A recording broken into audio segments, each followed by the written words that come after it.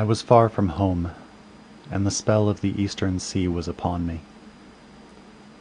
In the twilight I heard it pounding on the rocks, and I knew it lay just over the hill where the twisting willows writhed against the clearing sky and the first stars of evening. And because my fathers had called me to the old town beyond, I pushed on through the shallow, new-fallen snow, along the road that soared lonely up to where Aldebaran twinkled among the trees, on toward the very ancient town I had never seen but often dreamed of. It was the Yuletide, that men call Christmas, though they know in their hearts it is older than Bethlehem and Babylon, older than Memphis and mankind. It was the Yuletide, and I had come at last to the ancient sea town, where my people had dwelt and kept festival in the elder time, when festival was forbidden, where also they had commanded their sons to keep festival once every century, that the memory of primal secrets might not be forgotten. Mine were an old people, and were old even when this land was settled 300 years before. And they were strange, because they had come as dark furtive folk, from opiate southern gardens of orchids, and spoken another tongue before they learnt the tongue of the blue-eyed fishers. And now they were scattered, and shared only the rituals of mysteries that none living could understand. I was the only one who came back that night to the old fishing town, as legend bade, for only the poor and the lonely remember. Then beyond the hill's crest I saw Kingsport, outspread frostily in the gloaming. Snowy Kingsport with its ancient vanes and steeples, ridge-poles and chimney-pots, wharves and small bridges, willow trees and graveyards, endless labyrinths of steep, narrow, crooked streets, and dizzy church-crowned central peak that time durst not touch. Ceaseless mazes of colonial houses piled and scattered at all angles and levels, like a child's disordered blocks. Antiquity hovering on gray wings over winter-whitened gables and gambrel roofs. Fanlight and small-paned windows, one by one, gleaming out in the cold dusk to join Orion and the archaic stars. And against the rotting wharves the sea pounded, the secretive, immemorial sea out of which the people had come in the elder time. Beside the road at its crest a still higher summit rose, bleak and windswept, and I saw that it was a burying ground where black gravestones stuck ghoulishly through the snow, like the decayed fingernails of a gigantic corpse. The printless road was very lonely, and sometimes I thought I heard a distant, horrible creaking, as of a gibbet in the wind. They had hanged 4 kinsmen of mine for witchcraft in 1692, but I did not know just where. As the road wound down the seaward slope, I listened for the merry sounds of a village at evening, but did not hear them. Then I thought of the season, and felt that these old Puritan folk might well have Christmas customs strange to me, and full of silent hearthside prayer. So after that I did not listen for merriment or look for wayfarers, but kept on down past the hushed, lighted farmhouses and shadowy stone walls to where the signs of ancient shops and sea taverns creaked in the salt breeze, and the grotesque knockers of pillared doorways glistened along deserted, unpaved lanes in the light of little curtained windows. I had seen maps of the town, and knew where to find the home of my people. It was told that I should be known and welcomed, for village legend lives long. So I hastened through Back Street to Circle Court, and across the fresh snow on the one full flagstone pavement in the town, to where Green Lane leads off behind the market house. The old maps still held good, and I had no trouble, though at Arkham they must have lied when they said the trolleys ran to this place, since I saw not a wire overhead. Snow would have hid the rails in any case. I was glad I had chosen to walk, for the white village had seemed very beautiful from the hill, and now I was eager to knock at the door of my people, the 7th house on the left in Green Lane, with an ancient peaked roof and jutting second story, all built before 1650. There were lights inside the house when I came upon it, and I saw from the diamond window panes that it must have been kept very close to its antique state. The upper part overhung the narrow grass-grown street, and nearly met the overhanging part of the house opposite, so that I was almost in a tunnel, with the low stone doorstep wholly free from snow. There was no sidewalk, but many houses had high doors, reached by double flights of steps with iron railings. It was an odd scene, and because I was strange to New England, I had never known its like before.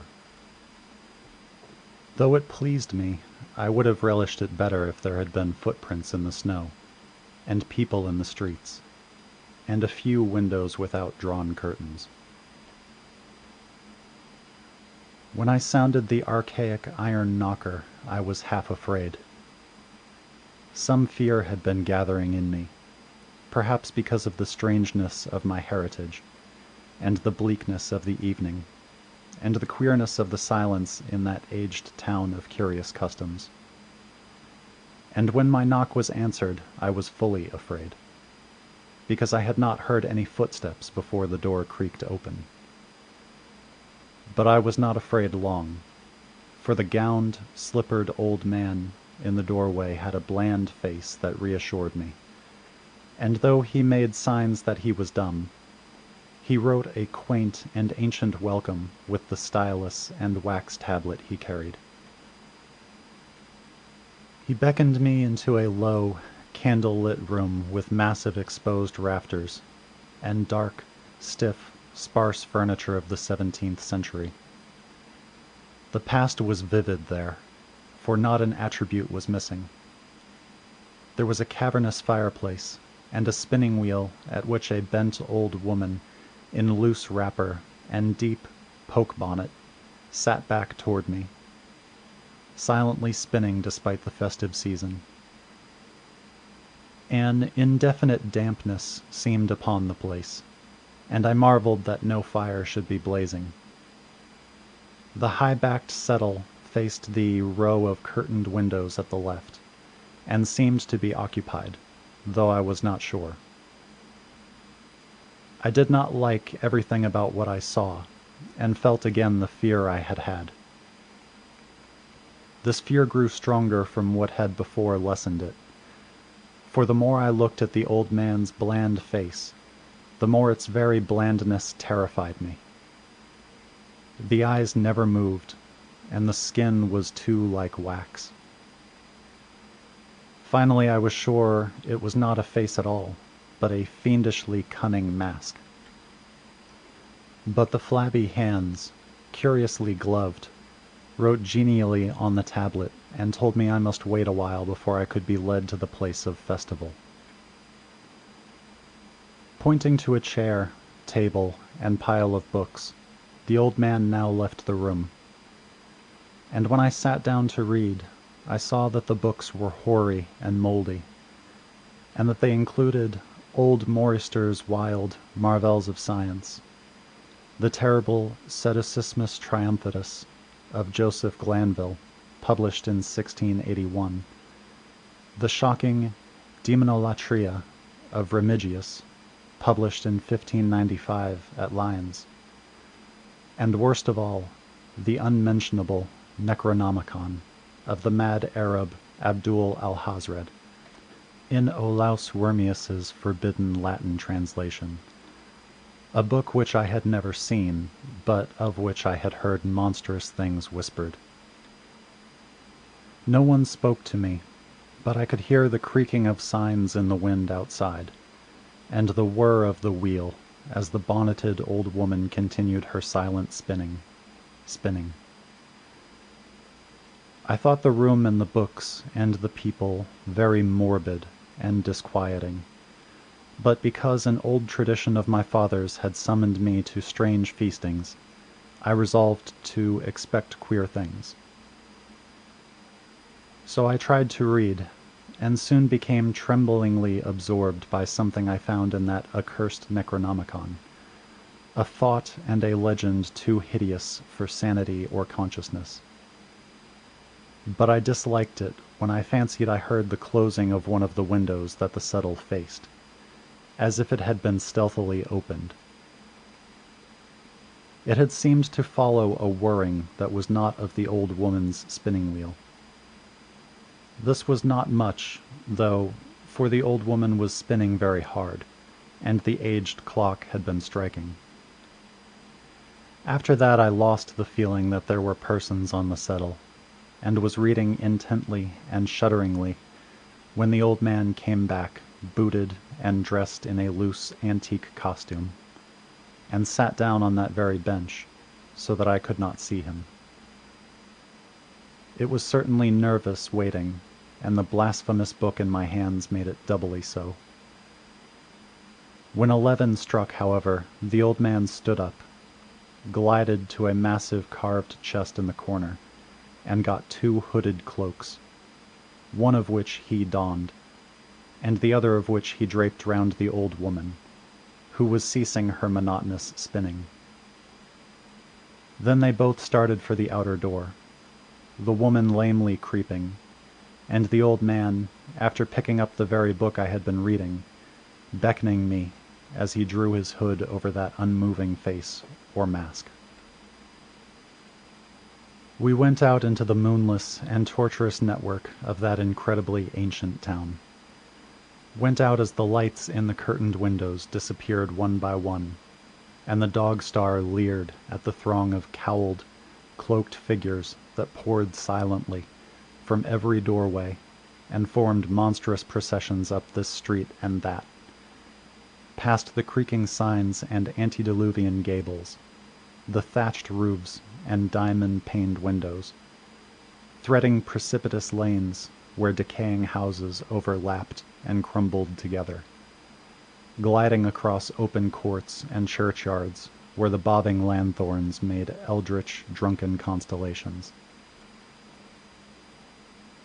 Amid these hushed throngs, I followed my voiceless guides, jostled by elbows that seemed preternaturally soft, and pressed by chests and stomachs that seemed abnormally pulpy, but seeing never a face and hearing never a word.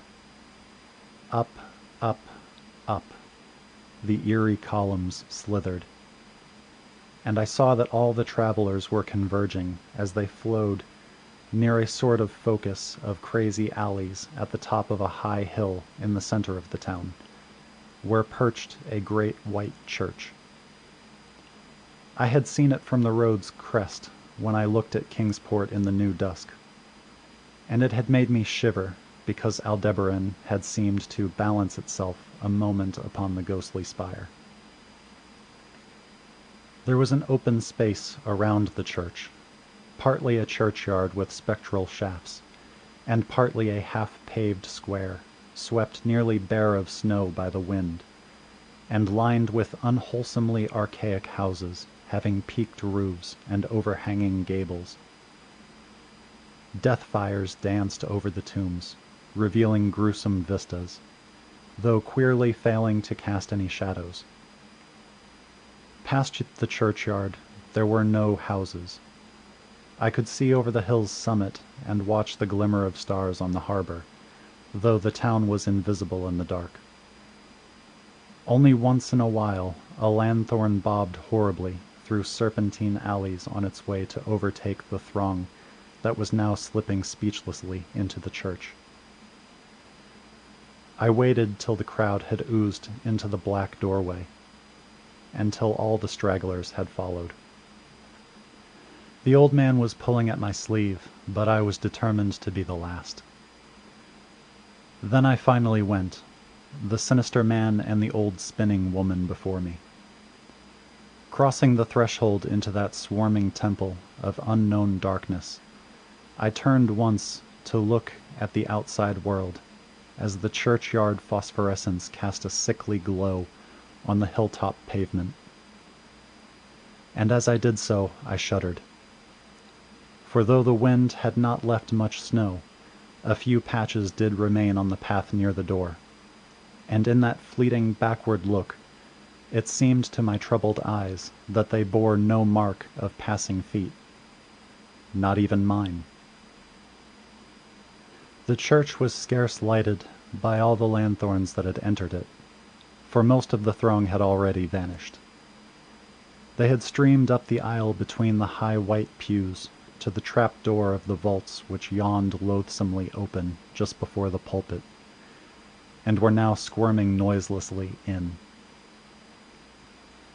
I followed dumbly down the foot-worn steps and into the dank, suffocating crypt.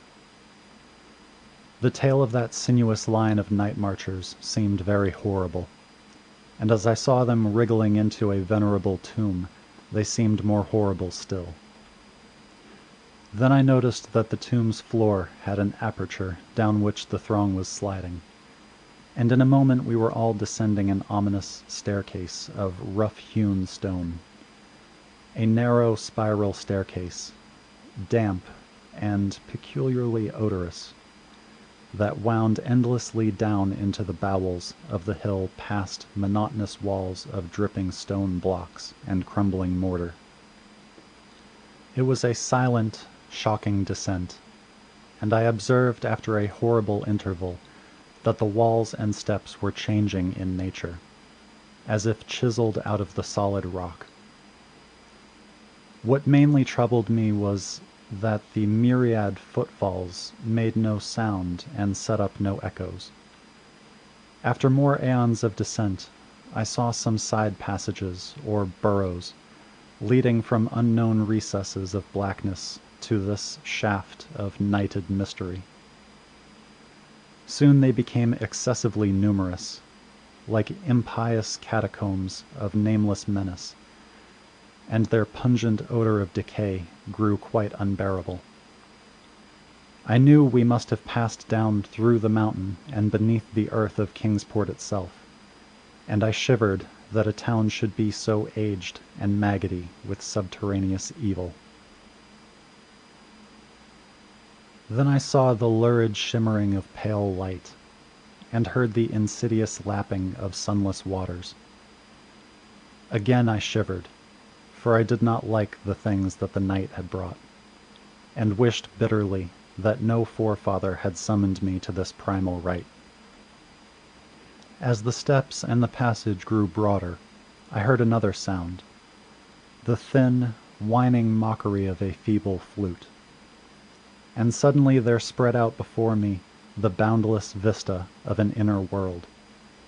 A vast fungus shore, litten by a belching column of sick greenish flame, and washed by a wide oily river that flowed from abysses frightful and unsuspected to join the blackest gulfs of immemorial ocean.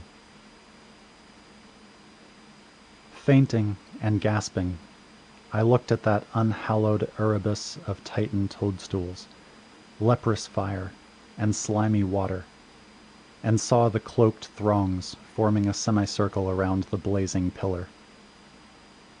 It was the Yule rite, older than man and fated to survive him, the primal rite of the solstice and of spring's promise beyond the snows, the rite of fire and evergreen, light and music. And in the Stygian grotto I saw them do the rite, and adore the sick pillar of flame, and throw into the water handfuls gouged out of the viscous vegetation which glittered green in the chlorotic glare. I saw this, and I saw something amorphously squatted, far away from the light, piping noisomely on a flute. And as the thing piped, I thought I heard noxious, muffled flutterings in the fetid darkness where I could not see. But what frightened me most was that flaming column, spouting volcanically from depths profound and inconceivable, casting no shadows as healthy flame should, and coating the nitrous stone above with a nasty, venomous verdigris. For in all that seething combustion no warmth lay, but only the clamminess of death and corruption. The man who had brought me now squirmed to a point directly beside the hideous flame, and made stiff, ceremonial motions to the semicircle he faced. At certain stages of the ritual they did groveling obeisance, especially when he held above his head that abhorrent Necronomicon he had taken with him, and I shared all the obeisances, because I had been summoned to this festival by the writings of my forefathers. Then the old man made a signal to the half-seen flute player in the darkness, which player thereupon changed its feeble drone to a scarce louder drone in another key, precipitating as it did so a horror unthinkable and unexpected. At this horror I sank nearly to the lichened earth, transfixed with a dread not of this nor any world, but only of the mad spaces between the stars. Out of the unimaginable blackness beyond the gangrenous glare of that cold flame, out of the Tartarian leagues through which that oily river rolled uncanny, unheard, and unsuspected, there flopped rhythmically a horde of tame, trained, hybrid winged things that no sound eye could ever wholly grasp, or sound brain ever wholly remember.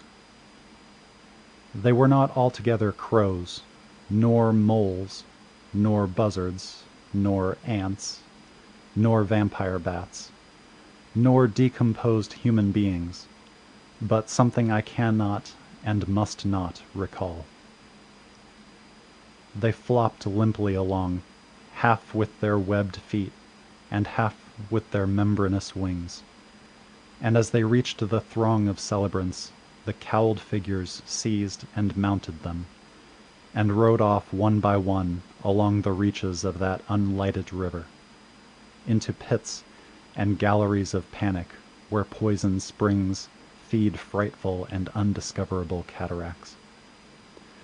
The old spinning woman had gone with the throng, and the old man remained only because I had refused when he motioned me to seize an animal and ride like the rest.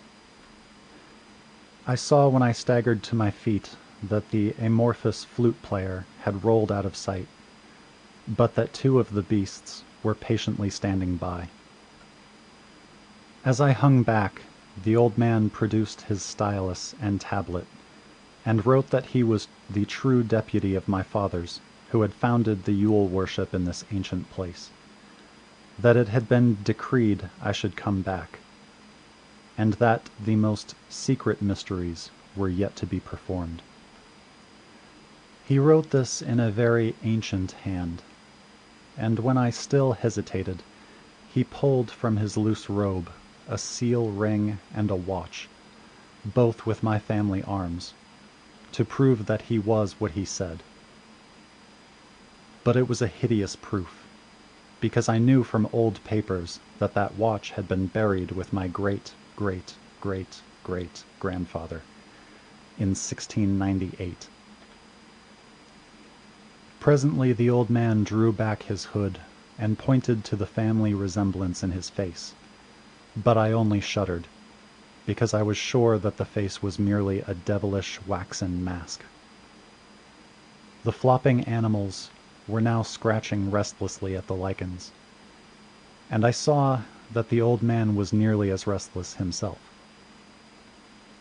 When one of the things began to waddle and edge away, he turned quickly to stop it, so that the suddenness of his motion dislodged the waxen mask from what should have been his head.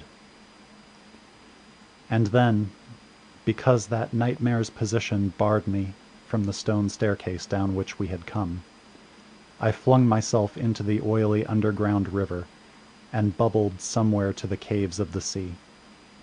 Flung myself into that putrescent juice of earth's inner horrors before the madness of my screams could bring down upon me all the charnel legions these pest gulfs might conceal. At the hospital they told me I had been found half frozen in Kingsport harbor at dawn, clinging to the drifting spar that accident sent to save me.